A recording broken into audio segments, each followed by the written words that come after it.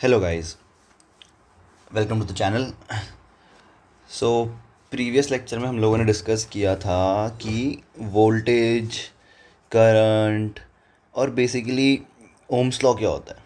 ठीक है, तो ओम्स लॉ से हमें एक चीज़ मिली थी जिसको हम लोग बोलते हैं रेजिस्टेंस। जिसको हम लोग क्या बोलते हैं, रेजिस्टेंस बोलते हैं। हमें वो चीज़ मिली थी ओम्स लॉ से। अब देखो, अगर मैं रेजिस्टेंस के बारे में बताऊँ तो मैं लास्ट टाइम बताया था कि बहुत बच्चे इसको बोलते हैं obstruction offer to the flow of current. मतलब अगर हिंदी में बोला जाए तो कि भाई करंट के फ्लो करने में जो रुकावट आती है, जो प्रॉब्लम आती है, ठीक है, उसको बोलते हैं रेजिस्टेंस। फॉर्मूला इसका वी बाय आर होता है, जो सिंपल ओम्स लॉ से फॉर्मूला है हमारे पास। बट मैंने पूछा था क्यों होती है resistance, why there is a resistance. ठीक है, अगर तुमको इसका माइक्रो लेवल पे पता चल गया तो लगा लो मक्खन है। फिर तो कुछ मैं तुम्हें समझने की ज़्यादा ज़रूरत पड़ेगी ही नहीं, तुम लिंक करते हुए चलोगे। तो बी विद मी, और इसको जैसे समझा रहा हूँ वैसे समझने की कोशिश करना। ठीक है, देखो रेजिस्टेंस क्यों होती है। मैं एक कंडक्टर तुम्हारे लिए ड्रॉ करता हूँ। ऐसे एक कंडक्टर है। ओ, बहुत ही अंदर ड्रॉ गया ना ये।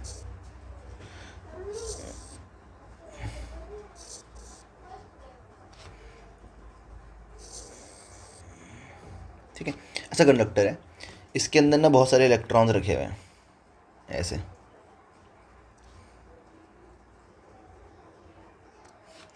और बहुत सारे प्रोटॉन्स भी होंगे, है ना। तो तुमको पता है कि भाई अगर एक कॉपर का कंडक्टर है तो इसमें कॉपर के एटम्स होंगे, और एटम्स के पास क्या होते हैं, इलेक्ट्रॉन्स और प्रोटॉन्स दोनों होते हैं। तो भाई जैसे ही मैं इस कंडक्टर के अक्रॉस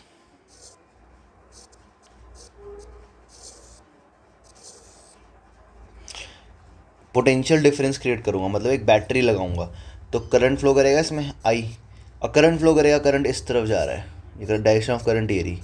तो डायरेक्शन ऑफ इलेक्ट्रॉन की ड्रिफ्ट वेलोसिटी किधर जाएगी, इधर जाएगा इलेक्ट्रॉन। इलेक्ट्रॉन इधर फ्लो करना शुरू हो जाएंगे।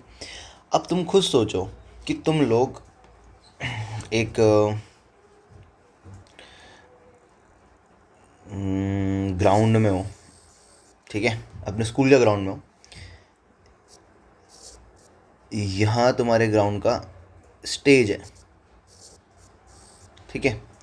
तुम लोग यहाँ खड़े हुए हो आराम से, मतलब रैंडमली खड़े हुए हो, ऐसे लाइन लगा के नहीं खड़े हुए हो। ये बच्चे हैं यहाँ पे, ठीक है, स्टूडेंट्स खड़े हुए हैं। और अगर इनको बोला जाए कि स्टेज पे कोई प्रोग्राम हो रहा है, स्टेज के पास आओ, तो क्या होगा, सबके सब एक साथ जाना शुरू कर देंगे। मैं बोलूँगा कि भाई फ्री में कोल्ड ड्रिंक बांट रहे हैं वहाँ पे, तुम लोग कैसे भागोगे उस तरफ कि फ्री में कोल्ड ड्रिंक हम पियेंगे। तो इसकी वजह से क्या होगा, मैंने क्या क्रिएट किया, तुम्हारा मोशन क्रिएट किया, तुम्हारे अंदर ड्रिफ्ट वेलोसिटी प्रोड्यूस की। उसकी वजह से तुम लोग फ्लो में आ गए, फ्लो में आ गए। अब वो फ्लो में आओगे, इतने सारे लोग हो, जगह कम है, बहुत सारे लोग हैं यहाँ पे और जगह बहुत कम है, तो क्या होगा भाई, तुम बोलोगे पहले मैं जा रहा हूँ, दूसरा इंसान जाए भाड़ में, पहले मैं पीऊँगा कोल्ड ड्रिंक।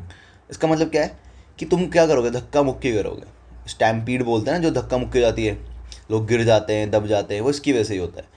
तो हो क्या रहा है एक्चुअली यहाँ पे, इलेक्ट्रॉन्स क्या कर रहे हैं, जो इलेक्ट्रॉन की ड्रिफ्ट वेलोसिटी है इससे तो मूव कर रहे हैं सारे के सारे, बट ये इलेक्ट्रॉन इस पे धक्का लगा रहा होगा, ये इस पे लगा रहा होगा, ये इस पे, ये इस पे, मतलब इलेक्ट्रॉन इलेक्ट्रॉन्स पे भी लगा रहे हैं और इलेक्ट्रॉन प्रोटॉन्स पे भी लगा रहे हैं। तो बेसिकली इसका रीज़न क्या है, जो हमारे पास रेजिस्टेंस होता है वो क्यों होता है। Resistance is due to collision. बहुत इंपॉर्टेंट चीज़ है ये, collision between electrons and protons और इलेक्ट्रॉन एंड इलेक्ट्रॉन्स। भाई इलेक्ट्रॉन चल रहे हैं तो या इलेक्ट्रॉन से टकराएंगे या प्रोटॉन से टकराएंगे।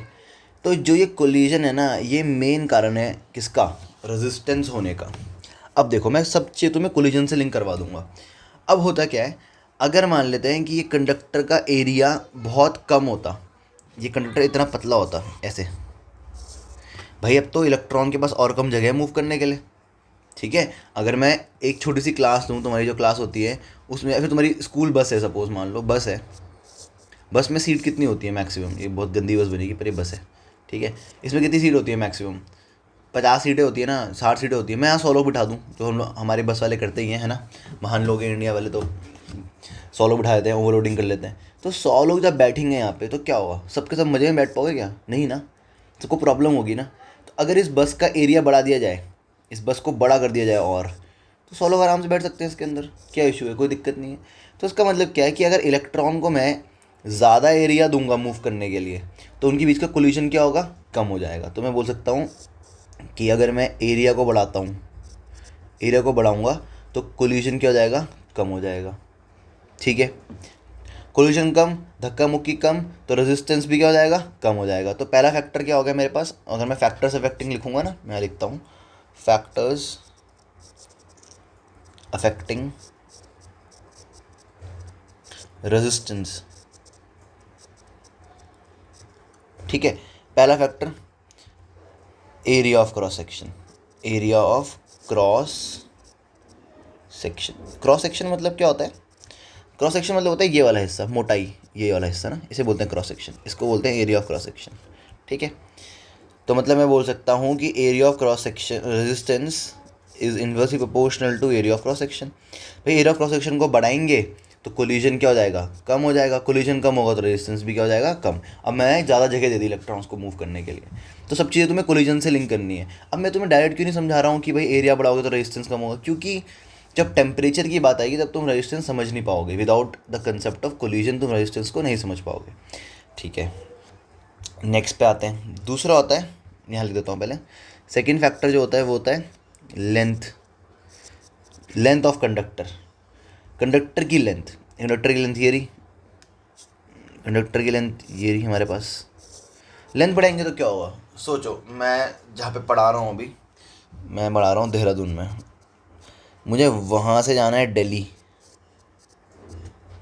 और एक मुझे अपने घर से अपने इंस्टीट्यूट जाना है सपोज। तो क्या होगा, मेरे को ज़्यादा पॉसिबिलिटीज़ किधर है कि मेरे को ज़्यादा गड्ढे कहाँ मिलेंगे अपनी रोडों में? इंडिया में रह रहे हैं तो रोडों में गड्ढे मिलना तो आम बात है, हर जगह मिलते हैं। भाई देहरादून से दिल्ली जा रहा हूँ और अपने घर से अपने इंस्टीट्यूट पढ़ाने के लिए जा रहा हूँ, तो भाई 8 किलोमीटर ये डिस्टेंस है और 300 किलोमीटर ये डिस्टेंस है। तो ज़्यादा मेरे को प्रॉब्लम किस रोड पे जाने में होगी? भले ही रोड बहुत अच्छी है, हाईवे बना हुआ है, बट स्टिल ज़्यादा दिक्कत मुझे कहाँ होगी? इधर होगी। मतलब अगर इलेक्ट्रॉन को मैं बोलूँ भाई तू दूर जा, अगर इन इलेक्ट्रॉन्स को बोला जाए कि भाई एक वायर है इतनी सी और एक वायर है इतनी सी, दोनों का एरिया सेम है, बट जो इलेक्ट्रॉन यहाँ मूव करेंगे ना उन्हें कम डिस्टेंस ट्रैवल करना है, और जो इलेक्ट्रॉन यहाँ है उसको बहुत लंबा डिस्टेंस ट्रैवल करना है। भाई जितना दूर डिस्टेंस ट्रैवल करेगा उतना ज़्यादा चांसेस हैं कि इसकी धक्का मुक्की ज़्यादा होगी, मतलब कोलिजन ज़्यादा होगा। तो लेंथ बढ़ाने पे कोलिजन कम नहीं होगा, कोलिजन भी बढ़ जाएगा। लेंथ बढ़ाने पे कोलिजन भी बढ़ेगा। अगर लेंथ बढ़ाने पे कोलिजन बढ़ेगा तो मतलब लेंथ बढ़ाने पे रेजिस्टेंस भी क्या होना चाहिए? इंक्रीज होना चाहिए। तो लिखेंगे हम लेंथ ऑफ कंडक्टर।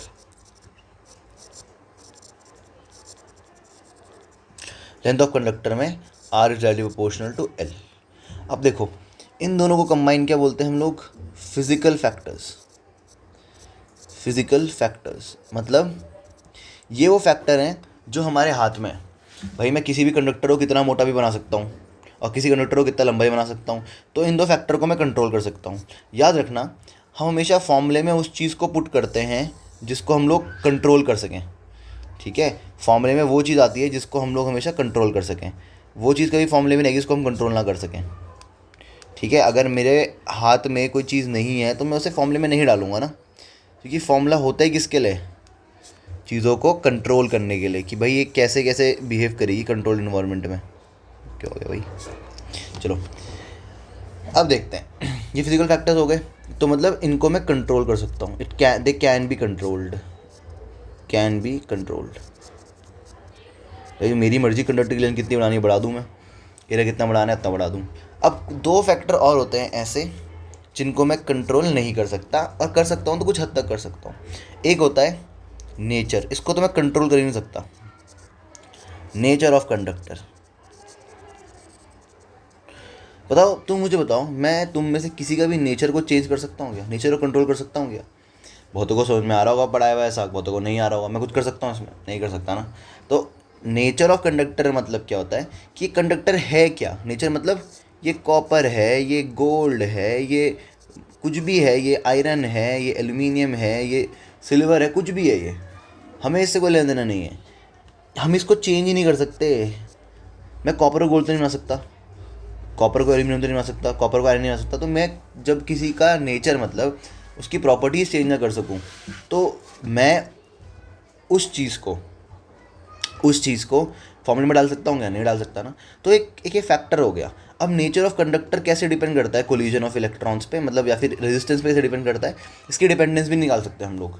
क्योंकि मैं नहीं हो सकता कि nature of conductor directly proportional होता है, इनवर्सली प्रोपोर्शनल होता है भाई, क्योंकि नेचर अलग अलग हर किसी का होता है, किसी का पर्टिकुलर फिक्स नेचर तो है नहीं, है ना। अब देखो होता क्या है ना, हम लोगों के पास एक और चीज़ आती है जिसको हम बहुत अच्छे से पढ़ते हैं। जैसे जैसे मैं नंबर, नेचर का मतलब बेसिकली मतलब क्या है, number of electrons, number of free electrons. बताया था तुम लोगों को मैंने, एक कंडक्टर के पास क्या होते हैं, नंबर ऑफ फ्री इलेक्ट्रॉन्स होते हैं। तो भाई जिसमें जितने ज़्यादा फ्री इलेक्ट्रॉन उसका नेचर उतना अलग, जिसमें जितने कम फ्री इलेक्ट्रॉन्स उसका नेचर उतना अलग। तो दिस इज़ नॉट कंट्रोलेबल, इसको लिखना मत, मैं तो समझाने के लिख रहा हूँ, दिस इज़ नॉट कंट्रोलेबल। तो we can not put this in formula. इन दोनों से मैं क्या बना सकता हूँ, फॉर्मूला बना सकता हूँ, बनाऊँगा भी, ठीक है, और फिर तो मैं समझाऊँगा भी उसके बाद, ठीक है। चौथा, this is the important part, इसको स्टार लगा लेना, तुम्हारे पास यही नई चीज़ है जो एक, इसे बोलते हैं टेम्परेचर, टेम्परेचर ऑफ कंडक्टर। क्या ये मेरे हाथ में है? अब तुम लोग बहुत बोलोगे कि यार कॉन्ट्रोवर्शियल क्वेश्चन है कि हाथ में है भी और नहीं भी, हाथ में है कैसे और हाथ में है कैसे नहीं। टेम्परेचर को मैं चेंज कर सकता हूँ, यस कर सकता हूँ, but not to a great extent. समझ रहे हो मतलब किसका टेम्परेचर चेंज होने की बात हो रही है यहाँ पे, कंडक्टर का टेम्परेचर चेंज होने की बात हो रही है ना।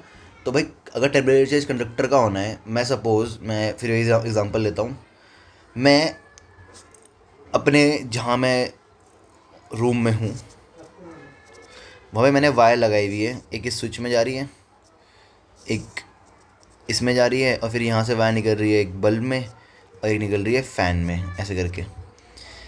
तो भाई मैं इस रूम का टेम्परेचर को बढ़ा या घटा सकता हूँ, ठीक है, क्योंकि ये रूम एक आइसोलेटेड सिस्टम है, ये बाहर से कटा हुआ है, चार दीवारी से बना हुआ है, कट रखा है बाहर से, और इसका मैं टेम्परेचर बढ़ा लूँ कम कर लूँ, लैब कंडीशंस बोलते हैं ना। हाँ, तो लैब कंडीशंस के अंदर एक छोटे से एरिया के अंदर मैं टेम्परेचर को कितना भी इंक्रीज़ कर सकता हूँ और कितना भी डिक्रीज़ तो नहीं कर सकता क्योंकि एब्सोल्यूट ज़ीरो हो जाता है, पर हम मतलब तुम मान के चलो कितना भी इंक्रीज़ हो कितना भी डिक्रीज़ कर सकता हूँ टेम्परेचर को मैं।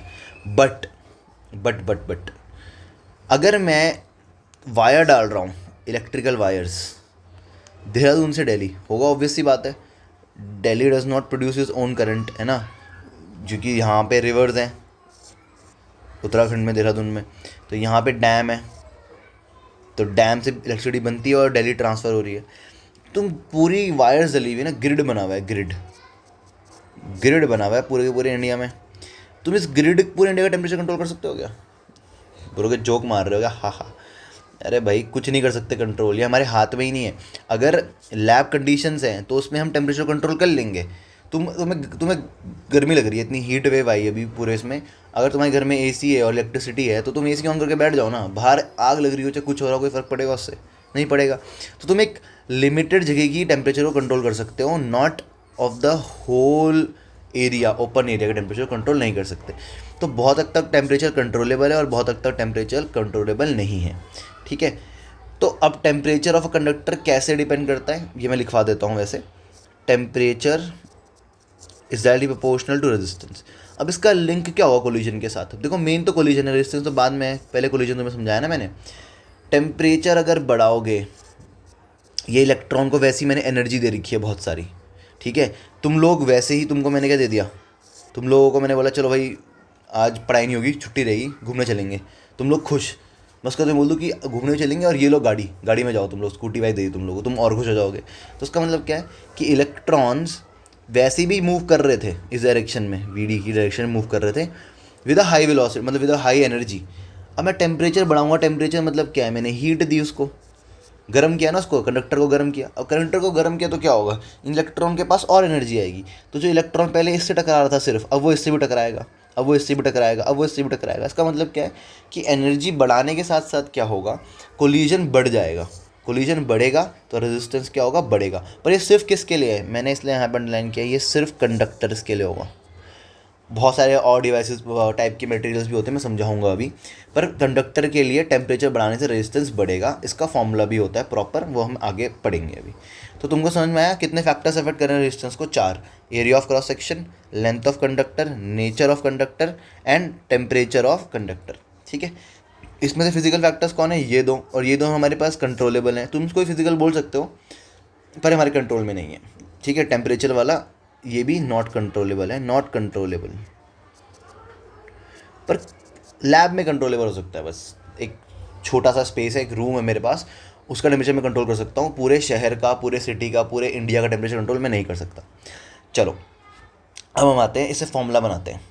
भाई ये दो चीज़ पकड़ लो, ये और बना डालो फॉर्मूला। ये से बनेगा R is proportional to L/A। तो जब मैं इस R को हटाऊंगा तो क्या आएगा? ρL/A। भाई ये रो क्या होता है भैया जी? ये रो कहाँ होता है, हमें बता दीजिए। देखिए भाई साहब, रो का मतलब है रेजिस्टिविटी, ये होती है रेजिस्टिविटी। मैं रो ऐसे ही बनाता हूँ, बाकी बुक्स में अलग होगा तो आई डोंट नो, पर ऐसे ही बनाता हूँ मैं। रेजिस्टिविटी और स्पेसिफिक रेजिस्टेंस। अब बोलने को तो इसकी डेफिनेशन बहुत टिपिकल है, मतलब इसको समझाना बहुत मुश्किल है, क्योंकि रेजिस्टिविटी पता क्या होता है? अच्छा मुझे बताओ, बहुत इंटरेस्टिंग चीज़ है ये। रेजिस्टेंस किन दो फैक्टर पे डिपेंड कर रही थी? इन दो पे ना, पहले के दो पे। रेजिस्टिविटी इन दो पे डिपेंड नहीं करती, रेजिस्टिविटी इन दोनों पे डिपेंड करती है। समझ में आ रहा है? रेजिस्टिविटी उस पर डिपेंड कर रही है जहाँ पे रेजिस्टेंस, जिस फैक्टर पर रेजिस्टेंस डिपेंड नहीं कर रहा। मतलब लेंथ, नेचर ऑफ कंडक्टर, मतलब नंबर ऑफ फ्री इलेक्ट्रॉन्स पे डिपेंड कर रही होगी एक तो, दूसरा टेम्परेचर ऑफ कंडक्टर पे डिपेंड कर रही होगी। हाँ, टेम्परेचर पे रेजिस्टेंस डिपेंड करता है, पर रेजिस्टिविटी कर रही है इस पर डिपेंड। अब ये होती क्या है रेजिस्टिविटी भाई? रेजिस्टिविटी भाई देखो, बहुत अच्छा है ये टॉपिक, मेरे को पढ़ाते हुए मज़ा आता है इसको। रेजिस्टिविटी ना एक कैरेक्टरिस्टिक प्रॉपर्टी है, characteristic property of any material. अब मैं लिख तो दिया, पर इसका मतलब क्या है भाई साहब? इसका मतलब ये है कि it does not depend, it is independent, it is independent of physical factors, bracket में लेंथ एंड एरिया। भाई लेंथ और एरिया से इंडिपेंडेंट है ये। अब भाई तुम्हारा नेचर है, मतलब रेजिस्टिविटी क्या है ना, किसी भी कंडक्टर का नेचर है बेसिकली। तुम ये बोलो भाई तुम्हारा नेचर मैं चेंज कर सकता हूँ क्या? मैं भी तो तुम्हारा नेचर मैं चेंज नहीं कर सकता ना। अब मैं बोलूँगा तुम ऐसे क्यों हो, जब आप बोलोगे कि भाई आप ऐसे क्यों हो सर, आप ऐसे क्यों हो, अरे भाई मेरा नेचर है वो वैसा होने का, कि ये ऐसे क्यों करता है। अब उसका नेचर है वो करने का। वही ना कि तुमने पहले पढ़ी ना वो क्या बोलते हैं वो बिच्छू की और उस वाली कहानी, मेंढक वाली, नहीं कौन सी कहानी, मैं भूल गया शायद से। उसमें उसको नदी पार करवाता है और आखिरी बिच्छू से डंक मार देता है। तो वो बोलता है भाई तेरे को नदी पार करवाई, मैं तूने मुझे डंक क्यों मारा? वो बोलता है भाई मेरा नेचर है डंक मारना, मैं तेरा कुछ बुरा नहीं चाहा, पर मेरी आदत है, मेरा नेचर है डंक मारना। ठीक है, तो बहुत लोगों का नेचर होता है ना, तुम उनके लिए कुछ भी कर लो, बस वो तुम्हें आखिरी में करके चले जाएंगे, छोड़ के चले जाएंगे, बहुत चीज़ें कर लेंगे, मतलब तुम्हारे साथ बुराई कर लेंगे, उनका नेचर ही है वो। तो तुम बोलोगे ऐसा क्यों हुआ, उसका रीज़न कोई नहीं है। बेसिकली रेजिस्टिविटी इन दो फैक्टर पर डिपेंड करती है, मतलब ये कंडक्टर का नेचर के बारे में बात कर रही है। मैं अगर ये फिजिकल फैक्टर पर डिपेंड नहीं कर रही ना, टेम्परेचर की बात नहीं करता मैं, अगर ये फिजिकल फैक्टर पर डिपेंड नहीं कर रही ना, तो मैं ये बोल सकता हूँ कि मान लो एक कॉपर की वायर है, this is a copper wire, ये कॉपर की थोड़ी मोटी वायर है।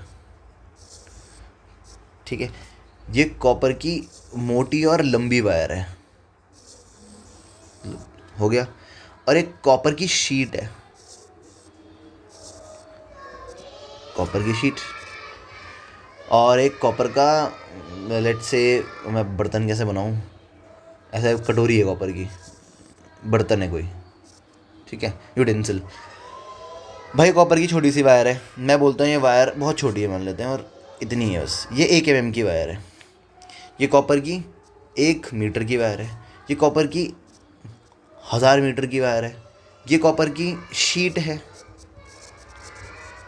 ये कॉपर का कटोरा है, बाउल। इन सब में फ़र्क क्या है? इन सब का रेजिस्टेंस क्या होगा?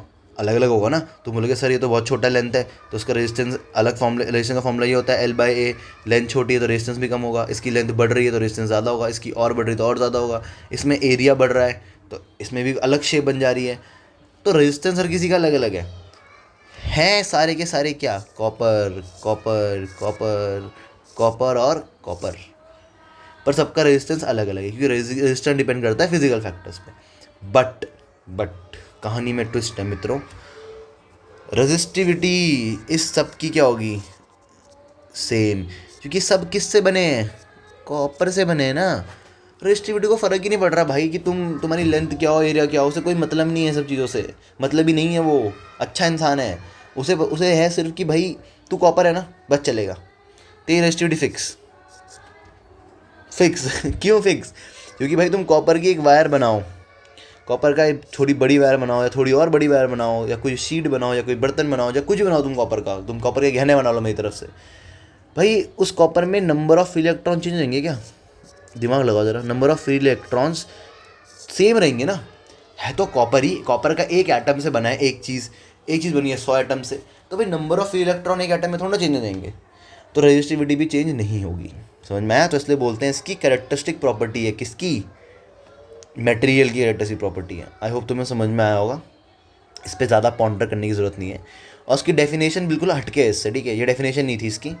डेफिनेशन मैं यहाँ लिखाता हूँ तुम लोगों को, बहुत सिंपल डेफिनेशन है, मतलब बिल्कुल हटके डेफिनेशन, क्योंकि बच्चों को समझ में नहीं आता है जो ये समझाया गया है, तो उसको वर्ड्स में पुट करना बहुत हार्ड होता है। तो अगर मैं रजिस्टिविटी निकालना चाहूँ तो मैं बोलूँगा रजिस्टिविटी, मैं शॉर्ट में लिख रहा हूँ, ठीक है? Resistivity will be equal to resistance when A is equals to 1 metre square and L is equals to 1 metre. Basically ये बोलना चाह रहा है कि R और L बराबर हो जाएंगे जब ये R और रो बराबर हो जाएंगे, रो बोलते हैं इसको, जब L की वैल्यू कितनी होगी 1 मीटर और इसकी वैल्यू होगी 8 मीटर, 1 मीटर स्क्वायर। बहुत सिंपल, बस ये तुम्हें लिखना है। तो 1 1 कर दोगे तो R और रो बराबर हो गए। तो ये रजिस्टिविटी की टेक्निकल डेफिनेशन है, पर बेकार सी डेफिनेशन तुम देख रहे हो, ज़्यादा अच्छी वाली डेफिनेशन मैं तुम्हें बता दी ये थी। अब तुम्हारे पास आता है prove of ohms law. Ohm's law को प्रूव करना है तुम्हें, और रजिस्टिविटी के फैक्टर्स क्या क्या है उसको बताना है, उसको फॉर्मूले से बताना है। रजिस्टिविटी का फॉर्मूला क्या होता है? देखो, रजिस्टिविटी का फॉर्मूला ये नहीं होता रो इज इक्वल्स टू RA/L।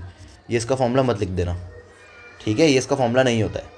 तुम लिख सकते हो जब तुम्हें रेजिस्टेंस गिवन हो और एरिया सेक्शन गिवन हो। अगर तुम्हें ये एरिया क्रॉस सेक्शन लेंथ और रेजिस्टेंस गिवन है तो तुम रजिस्टिविटी निकाल लोगे इस फॉर्मूले से, तब ये फॉर्मूला सही है।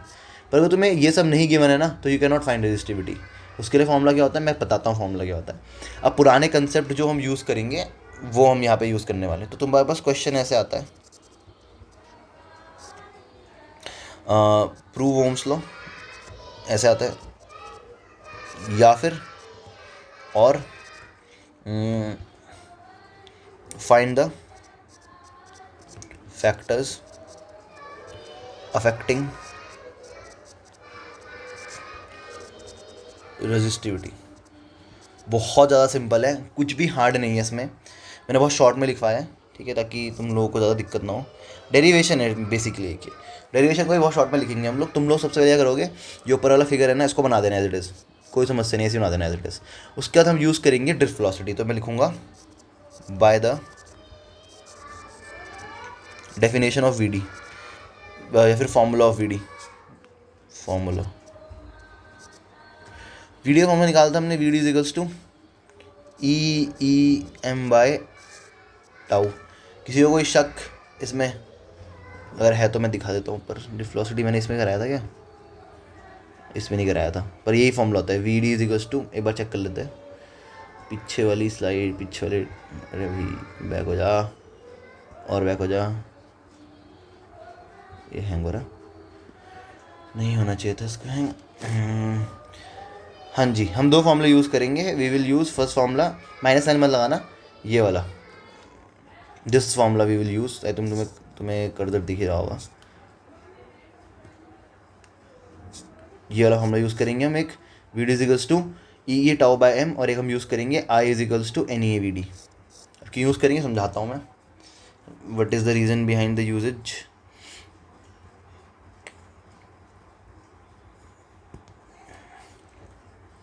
चलो, अरे ये खुल गया फिर से, ठीक है। चलिए हम अब ये यूज़ करते हैं, एक ये फॉर्मूला यूज़ करेंगे हम लोग।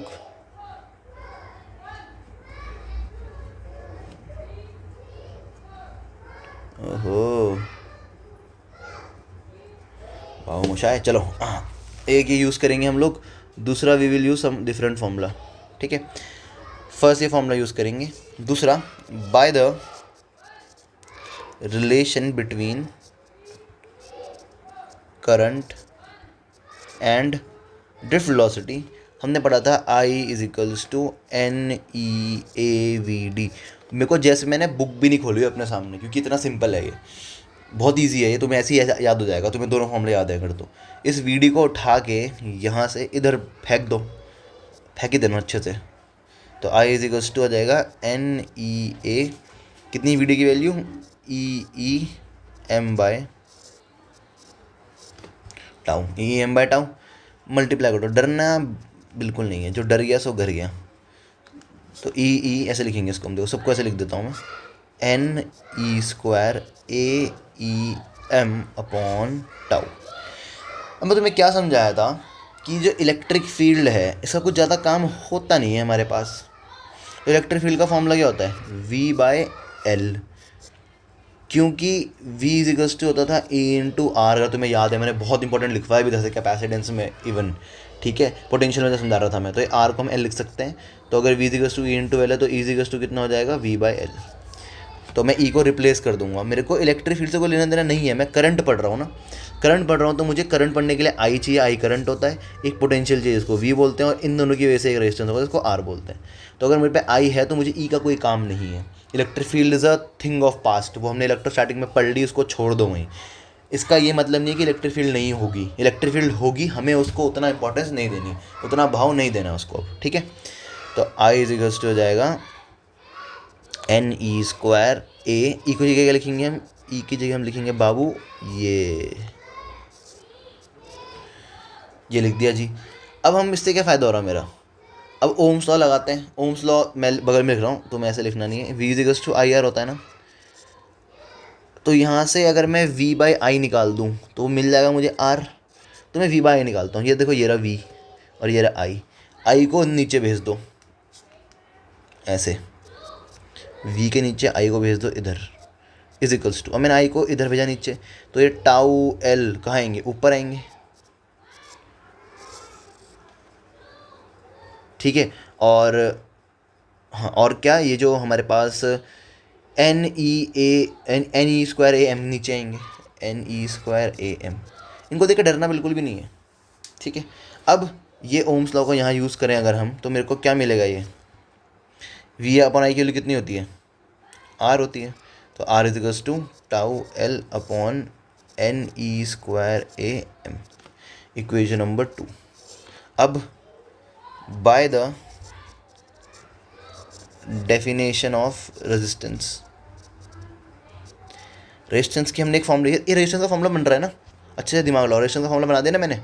अब रेजिस्टेंस का फॉर्मूला तो ये भी होता है, पर कि गुरुजी आपने बताया था रेजिस्टेंस का फॉर्मूला ये होता है, अरे रुको बालकों, ये भी होता है। तो ये लो ρL/A। अब अगर ये भी रेजिस्टेंस, हाँ, और ये भी रेजिस्टेंस है, दोनों क्या करेंगे हम, कंपेयर करेंगे, कंपेयरिंग करेंगे तो हमको क्या सॉल्यूशन मिलेगा भाई, ये भी R है और ये भी R है, तो मैं लिख सकता हूँ ρL/A is equals to tau L upon NE² AM, ठीक है। इससे ये कैंसिल आउट, इससे ये कैंसिल आउट। तो देखो रेजिस्टिविटी के फॉर्मूले में L और A तो गायब ही हो गया ना, कर दिया ना मैंने मैजिक। अरे भाई ऐसी मैजिक होता रहेगा अगर अच्छे समझोगे तो। भाई रेजिस्टिविटी के फॉर्मूले में ऑटोमेटिकली L और A कट गया। मैंने क्या बताया था, रेजिस्टिविटी क्या होती है, independent of the physical factor जो L और A हैं। L और A जो इंडिपेंडेंट फिजिकल फैक्टर्स हैं उससे इंडिपेंडेंट होती है। मतलब रेजिस्टेंस के फॉर्मूले में, रेजिस्टिविटी के फॉर्मूले में L और A नहीं आने चाहिए थे, तो L और A नहीं आए ना इसके फॉर्मूले में, देखो कट गया ना L और A। इस पर डिपेंड करता है, resistivity depend on this, very very simple, resistivity का फॉर्मूला ये आ गया। और टाउ क्या हमारे पास यहाँ पे है, रिलैक्सेशन टाइम बोलते हैं।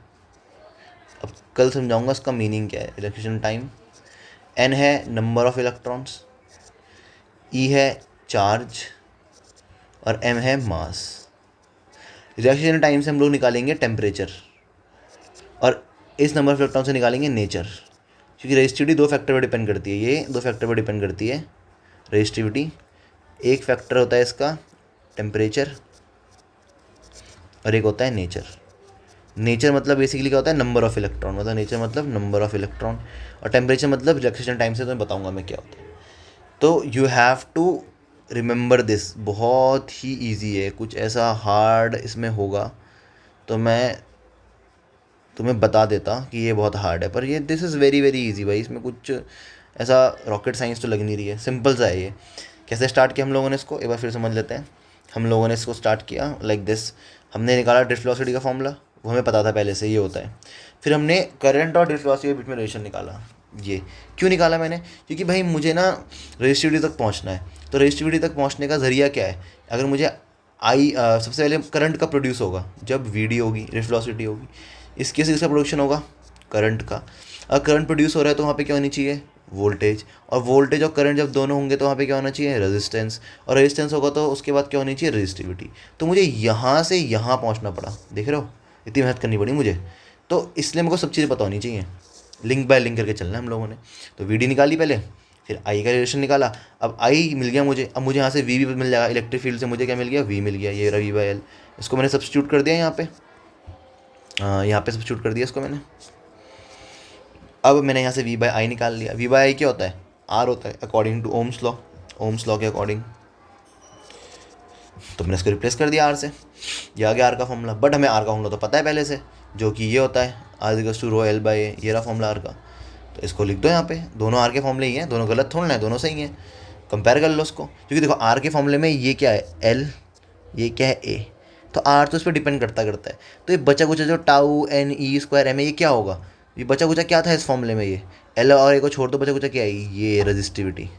तो रेजिस्टिविटी होगी बची कुची, ठीक है। तो हम लोगों ने इतना पढ़ लिया, अब कल हम करेंगे आगे टेम्परेचर डिपेंडेंस को डिटेल में। ओके, तब तक के लिए बाय, सी यू।